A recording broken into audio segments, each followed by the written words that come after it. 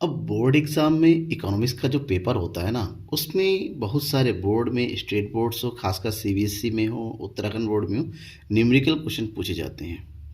और वो कुछ न्यूमेरिकल क्वेश्चन आय एवं रोजगार के निर्धारण वाले चैप्टर से भी हो सकते हैं।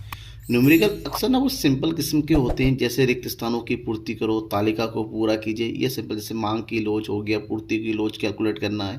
ठीक है, तो इस तरह से जो न्यूमेरिकल्स क्वेश्चन आते हैं ना, वो मैं आपको बताऊंगा, जिसमें से आज मैं आपको पहला वीडियो बता रहा हूँ, आय एवं रोजगार के निर्धारण, जिसमें क्वेश्चन कुछ इस तरह से पूछा जाता है। देखिए आपके सामने है, रिक्त स्थानों की पूर्ति कीजिए, that means fill in the blanks. ठीक है, जिसमें हमारे पास राष्ट्रीय आय, इसको नेशनल इनकम बोलते हैं, शॉर्टकट में इसको हम बॉय से शो करते हैं। उपभोग कॉलम खाली है, मतलब उपभोग की कैलकुलेशन करनी है।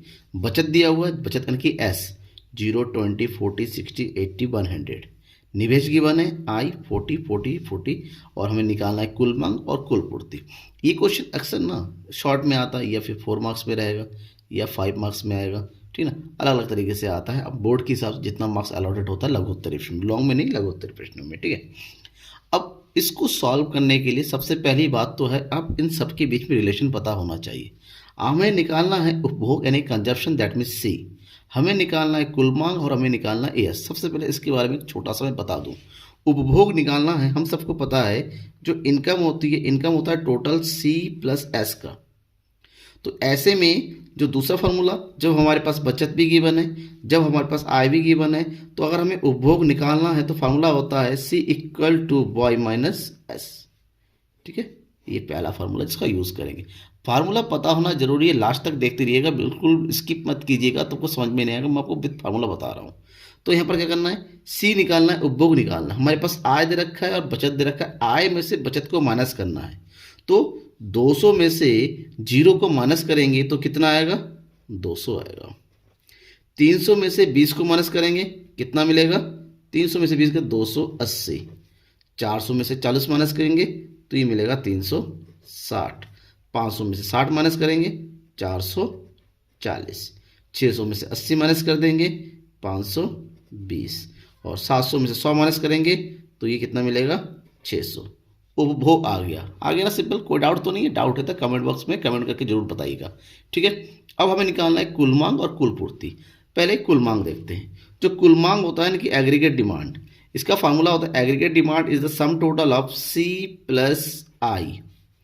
ठीक है, सी मतलब उपभोग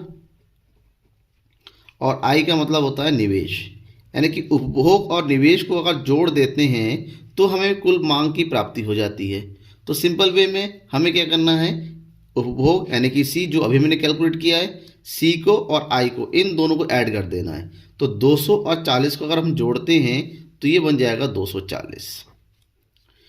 280 और 40 को जोड़ेंगे तो ये बन जाएगा 320। 360 और 40 को जोड़ेंगे तो ये बन जाएगा 400। 440 और 400 दैट इज 480। 520 और 40 दैट इज 560, और 600 और 40 ये हो जाएगा 640। एक चीज़ ध्यान में रखिएगा, अर्थव्यवस्था में जो निवेश होता है इसको हम स्वायत्त निवेश के नाम से जानते हैं। ये हमेशा अर्थव्यवस्था के आय के हर स्तर पे समान होता है। ठीक है ना, हमेशा समान होगा, और निवेश और उपभोग का टोटल ही उपभोग मांग होगा। नेक्स्ट क्या निकालना है, हमें निकालना है कुल पूर्ति, दैट इज ए एस।